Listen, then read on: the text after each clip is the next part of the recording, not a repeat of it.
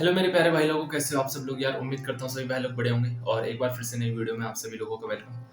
मेरे दोस्त, मुझे पता है मेरे बहुत सारे भाई लोगों ने कमेंट की थी और बहुत सारे भाई लोग चाहते हैं कि यूट्यूब पर हमें ऑनलाइन क्लासेस मिले उत्तराखंड में किसी भी, अगर आप एग्जाम की तैयारी कर रहे हो, है ना। मैंने चेक किया तो मैंने देखा नहीं है यार। बहुत सारे भाई लोग हैं मेरे जो चाहते हैं कि हम भी कोचिंग जाए, लेकिन बहुत सारी दिक्कतें होती है, फाइनेंशियल दिक्कत होती है, बहुत सारी प्रॉब्लम्स है जिनकी वजह से वो नहीं कर पाते हैं, है ना।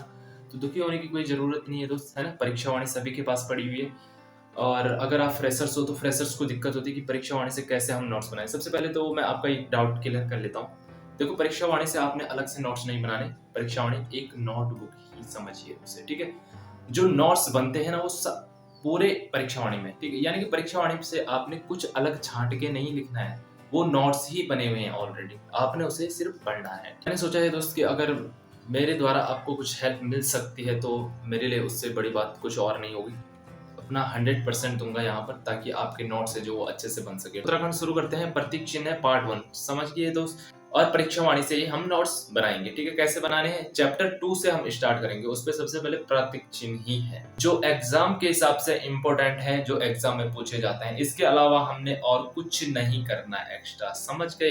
प्रतीक चिन्ह से पहले सभी को पता ही होगा उत्तराखंड राज्य का गठन कब हुआ था, है ना। 9 नवंबर 2000 को हुआ था, ठीक है। तब नाम क्या था, उत्तरांचल था, ठीक है। उत्तराखंड नाम कब हुआ था, 1 जनवरी 2007 को हुआ था, ठीक है। क्वेश्चन आता है गठन के समय ही, ठीक है। जब उत्तराखंड राज्य का गठन हुआ तो उस समय, गठन के समय प्रधानमंत्री कौन थे, देश के प्रधानमंत्री कौन थे, ठीक है। तो उस समय प्रधानमंत्री कौन थे हमारे, अटल बिहारी वाजपेयी जी। अटल बिहारी वाजपेयी जी। ये क्वेश्चन बहुत बारी पूछा जाता है कि राज्य गठन के समय भारत के प्रधानमंत्री कौन थे, तो कौन थे, अटल बिहारी वाजपेयी जी। जब राज्य गठन हुआ तो राज्य गठन के ठीक एक वर्ष बाद यानी कि 2001 में राज्य चिन्हों का गठन किया गया। सबसे पहले बात करते हैं उत्तराखंड का राज्य चिन्ह। चिन्ह सभी को पता है, सभी ने देखा होगा, डिटेल में पढ़ोगे आप बुक पे।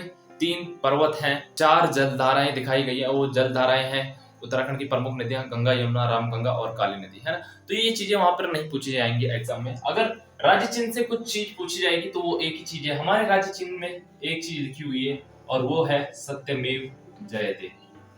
सत्यमेव जयते। मैंने आपको कहा ना, जो जो इंपॉर्टेंट है हमने सिर्फ वही करना है, उसके अलावा एक्स्ट्रा और कुछ नहीं करना है। नोट्स का मतलब वही है, ठीक है। सत्यमेव जयते, ठीक है। यहाँ पर क्वेश्चन क्या बनेगा, पूछा जाएगा सत्यमेव जयते कहां से लिया गया है, ठीक है। तो कहां से लिया गया है सभी को पता है, मुंडकोपनिषद से, ठीक है। सत्यमेव जयते कहां से लिया गया है, मुंडकोपनिषद से। सिर्फ एक सवाल यहां से पूछा जाएगा, ठीक है। इसके बाद हम देख लेते हैं राज्य पुष्प। राज्य पुष्प है, सभी को पता है, ब्रह्म कमल। ब्रह्म कमल। वैज्ञानिक नेम की इसकी बात करेंगे, शोसूरिया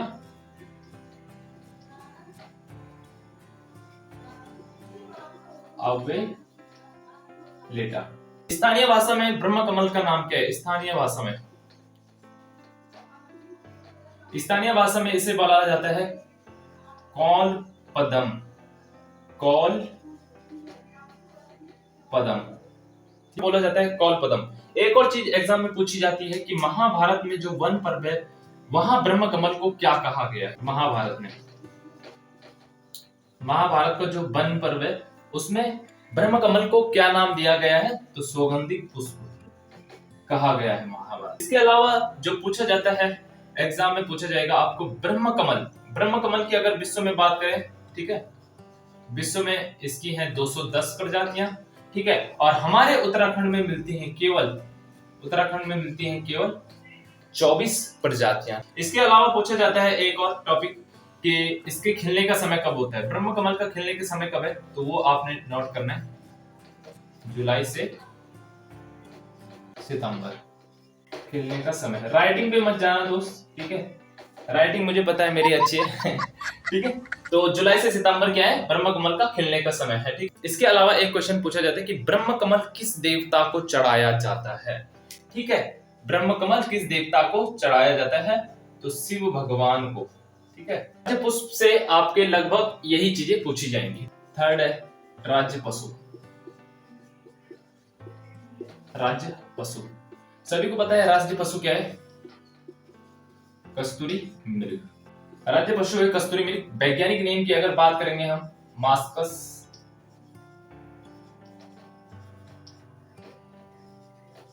काइसोगास्टर, ये इसका वैज्ञानिक नेम है। उत्तराखंड में कस्तूरी मृग की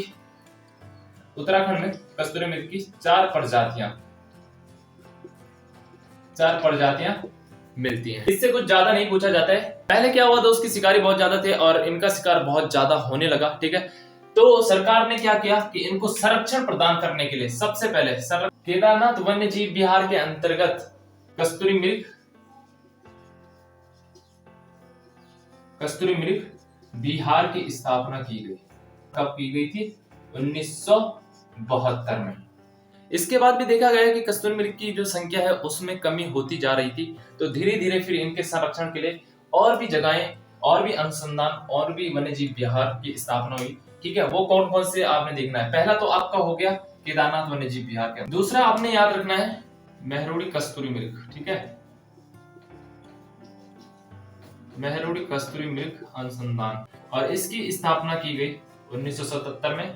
और कहाँ है हमारा मेहरोड़ी कस्तूरी मृग अनुसंधान? तो ये है बागेश्वर में। इंपोर्टेंट है, याद रखना है आप।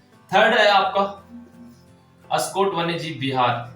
इसकी स्थापना कब हुई? 1986 में। और सर्वाधिक कस्तूरी मृग कहाँ मिलते हैं? यही मिलते हैं।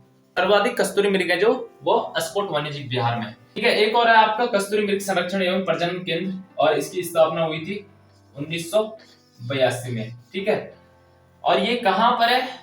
तो ये है भैया आपका कांचुला खर्क में। ठीक है, कांचुला खर्क।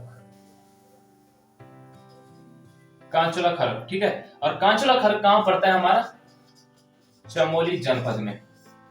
इंपोर्टेंट नोट्स राज्य पशु से जो अधिकतर एग्जाम में पूछे जाते हैं। चौथा नंबर है आई थिंक, है ना, राज्य वृक्ष।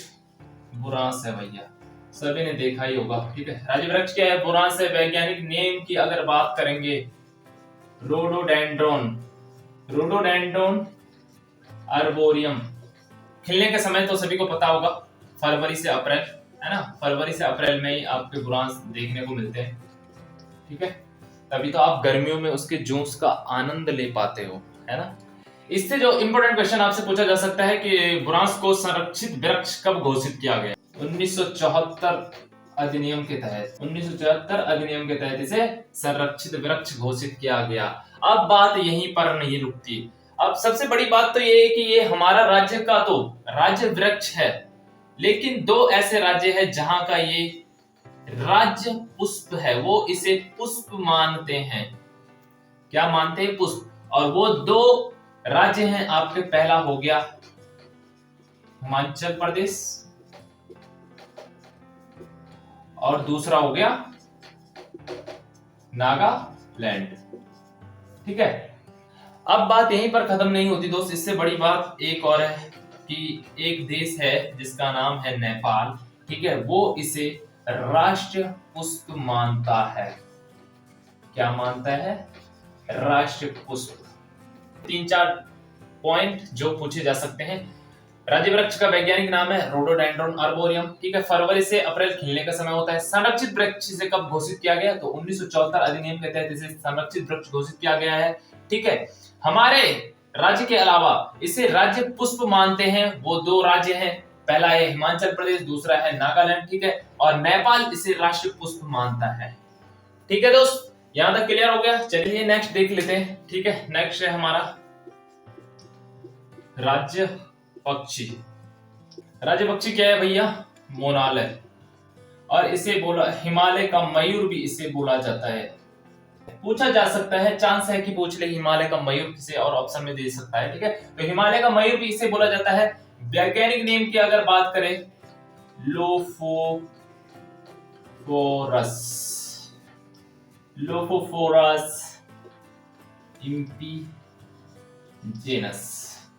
इम्पीजेनस इसका वैज्ञानिक नाम है। थोड़ा अटपटा है, अगर शब्दों में थोड़ा गलत हो जाए तो प्लीज कमेंट मत करना। ठीक है, मोनाल का प्रिय आहार क्या होता है?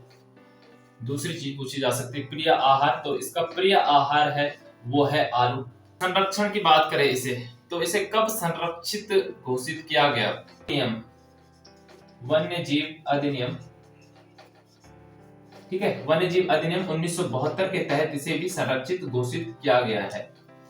पहली गणना हुई थी इनकी 2008 में। ठीक है, नेपाल है जो हमारा पड़ोसी देश, वो इसे अपना राष्ट्रीय पक्षी मानता है। तो ये हैं आपके राज्य पक्षी से जो आपसे क्वेश्चन पूछे जा सकते हैं एग्जाम में। ठीक है, वैज्ञानिक नाम क्या है? तो लोफोफोरस इम्पीजेनस है। ठीक है, इसका प्रिय आहार, मोनाल का प्रिय आहार क्या होता है भैया? तो आलू होता है। ठीक है, इसे संरक्षित कब घोषित किया गया था? वन्य जीव अधिनियम जो 1972 था उसी के तहत इसे भी संरक्षित घोषित कर दिया गया। पहली बार गणना कब हुई थी? 2008 में इनकी गणना हुई थी। ठीक है, नेपाल का राष्ट्रीय पक्षी क्या है?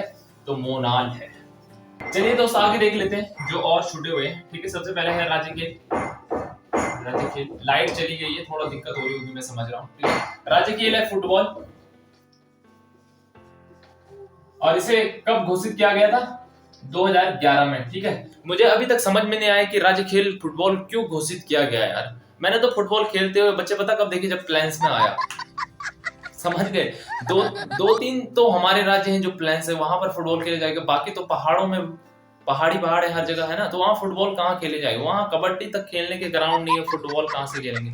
पता नहीं क्यों यार, समझ में नहीं आया लेकिन आज तक भाई कि फुटबॉल को राज्य खेल बनाया तो क्यों। ठीक है भाई, चलो नेक्स्ट देख लेते हैं। राज्यभाषा, राज्यभाषा सभी को पता है। ठीक है, क्या है? हिंदी। ठीक है, दूसरी क्या है? याद रखना, दूसरी है संस्कृत और इसे घोषित किया गया कब?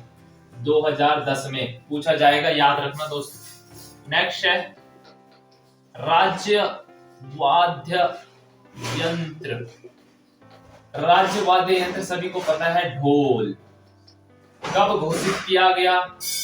2015 में। कब घोषित किया गया? 2015 में। उस समय हमारे जो सीएम कौन थे? पूछा जाएगा, हरीश रावत जी। किसकी सिफारिश पर ढोल को वाद्य यंत्र घोषित किया गया? भंडारी कमेटी की सिफारिश पर। भंडारी कमेटी की, सही से लिख देता हूं यार, आपको गाली दोगे मुझे। भंडारी कमेटी की सिफारिश पर ढोल को राज्य वाद्य यंत्र घोषित किया गया। राज्य में ढोल ज्ञाता, ढोल ज्ञाता किसे कहा जाता है? किसे माना जाता है? राज्य में ढोल ज्ञाता किसे माना जाता है? इनका नाम है उत्तम दास, जो कहां से रहे? टिहरी के हैं। ठीक है, टिहरी के उत्तम दास, जिन्हें ढोल ज्ञाता कहा जाता है। राज्य तितली, भैया अब तो राज्य तितली भी घोषित की गई, पता है आपको? हमारी राज्य तितली, राज्य तितली है सबसे पहले घोषित होने की। राज्य तितली घोषित कब की गई? तो 7 नवंबर को। ठीक है, 7 नवंबर 2016 को राज्य तितली घोषित की गई, जिसका नाम है कॉमन पीकॉक। और ये आपसे पूछा जा सकता है कंफर्म है। लेकिन एक और चीज मैं आपको बताता हूं, अभी शायद चेंज हो चुका है, राज्य तितली का जो नाम है वो चेंज हो चुका है, तो इसे आप खुद से कंफर्म करना, क्योंकि पूछा जा सकता है आपसे, ये करंट अफेयर्स में आ सकता है। ठीक है, इसका नेम चेंज हो चुका है, अभी मेरे को ध्यान नहीं आ रहा इसका नेम, चलो कोई नहीं, अगर आप देख लेना फिर भी। ठीक है, नेक्स्ट है आपका सबसे लास्ट, राज्य गीत। राज्य गीत क्या है? 2016 में इसे राज्य गीत घोषित किया गया। इससे आपको पूछा जाएगा कि यह गीत किसने लिखा है? तो यह लिखा है भैया हेमंत बिष्ट ने। ठीक है, किसने लिखा है? हेमंत बिष्ट ने। अवधि पूछ सकता है, कितनी है राज्य गीत अवधि? अवधि की अगर बात करें तो 9 मिनट यार, इतना लंबा गीत है भैया, क्या बोले। ठीक है, हमारे राज्य गीत को जिन्होंने अपनी आवाज दी है वो हैं हमारे राज्य के लोक गायक नरेंद्र सिंह नेगी जी। ठीक है, और गायिका का नाम मेरे को याद नहीं, तो वो आप देख लेना। ठीक है, आई होप दोस्तों मुझे लगता है सारी चीजें हो चुकी हैं प्रतीक चिन्ह से रिलेटेड, है ना, जो जो चीजें थी। अगर कुछ छूट गया होगा कमेंट करना, कहीं पे कुछ गलती होगी तो भी कमेंट करना, बताना जरूर मुझे, क्योंकि जब मुझे पता चलेगा कहाँ पर गलती, तो मेरे भी डाउट्स क्लियर होते चले जाएंगे। प्रतीक चिन्ह हो चुके हैं खत्म, ठीक है। जो जो इंपॉर्टेंट है वो चीजें मैंने आप लोगों के साथ शेयर की है, ठीक है दोस्तों। तो इस वीडियो को करते हैं यहीं पे खत्म, मिलता हूँ नेक्स्ट वीडियो में। Thank you so much. जय महादेव, जय बजरंगबली।